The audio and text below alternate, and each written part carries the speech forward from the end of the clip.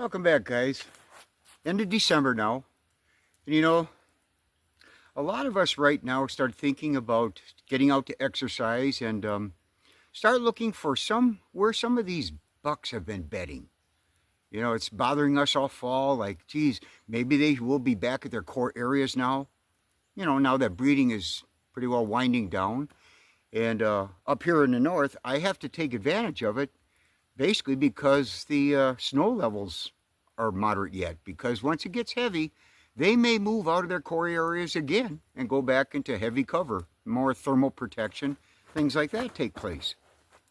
But the questions I get asked periodically is, a lot of guys will head out and do this, and then they come up dry.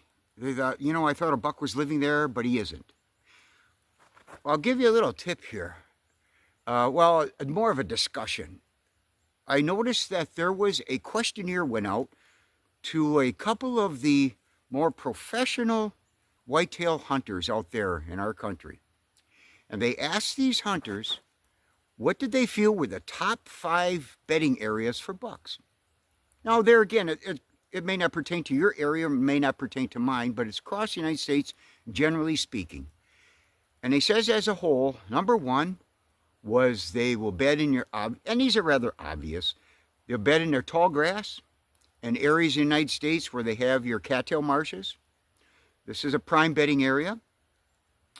Number 2 was cedar groves and pine thickets, lower pine areas.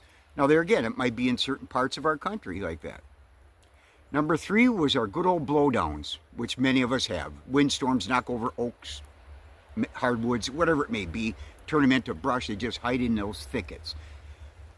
And then number 4 was rather interesting, but it's in an agriculture area, was your hedgerows, fence lines, which there again are pretty obvious about what they were mentioning. And then the 5th one was your creek waterways, river bottoms, things like this. That was those 5 top choices that these professional whitetail hunters had to say about where they would go check for bedding. Now, at that point, what can take place? You got to look at these guys as tendencies. That's basically what I call it. Yeah, you know, they're a higher percentage of where they may be. But here's what happens a lot that I've noticed. Guys will head out, and they pretty well know of these 5 tendencies that we just spoke of here. And they head out looking for some of these deer. They'll get on a track, and then they try to be a little more smarter than the buck and say, you know what, I'm going to cut across right over to that pine thicket or over to that blowdown because I know he's there. They go over there and they come up dry.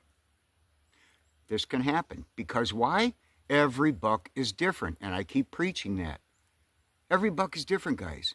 Stay on their trail. If you got a trail, you see a nice buck track that you feel is a buck working this time of year in the snow or wherever you may be, and you're going after him, stay with him.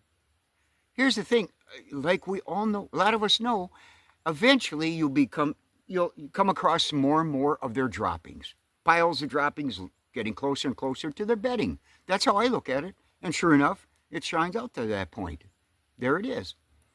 So that's a tip in that regards. What happens is that these deer, if you don't stay on their track, all of a sudden they may go somewhere else that they've been content with and safe.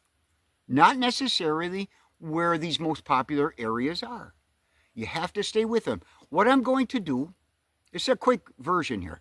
Just a quick tip. I'm going to show you a little segment right now of where I was a couple days ago. And I was on the track of a nice, he looked like a nice buck. Roundwood hoofs, good dew claw, the whole 9 yards. He looked heavy. I stayed with him.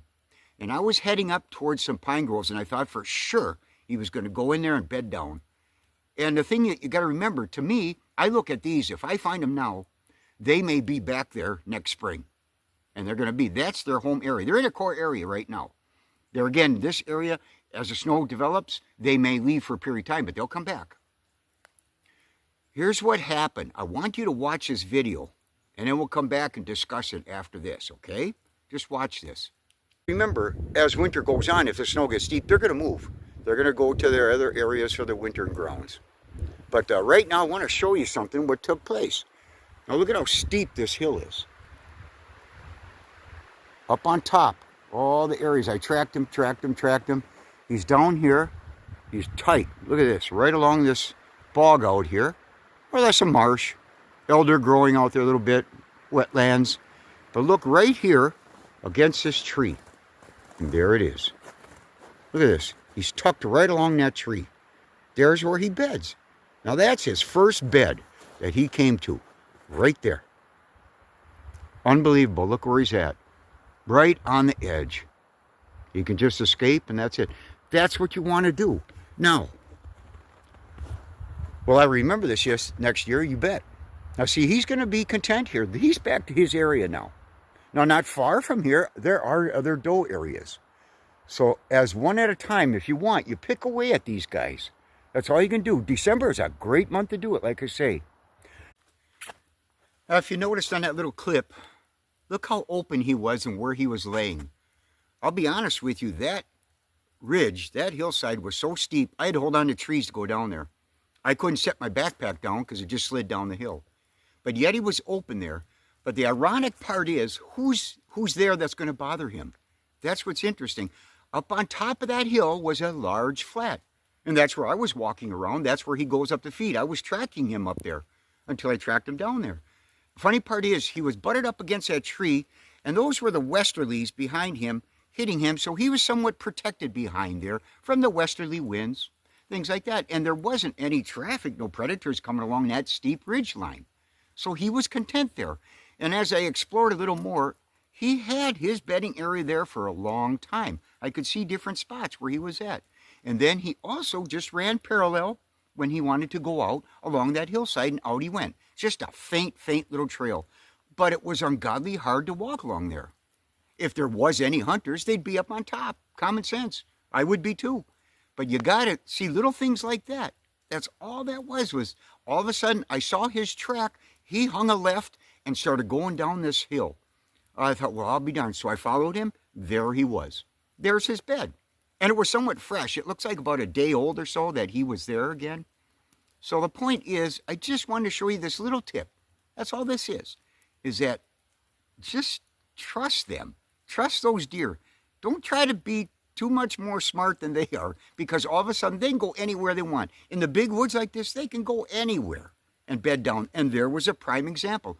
I never would have thought he'd be bedded down there along that edge, but there he was. So now I know he's there. Good enough. Now you move on to the next one and try to locate these bucks one at a time like this, but just stay with one and work with him. That's all. He'll tell you where he's going. Like I said, I started noticing the droppings as I got closer. I thought, boy, we're getting close to something here. And the droppings were on top. He was crapping when he got up on top there. And then he started feeding off in the areas. But that's all I wanted to tell you guys. Just a short version of watch what you're doing and stay with it.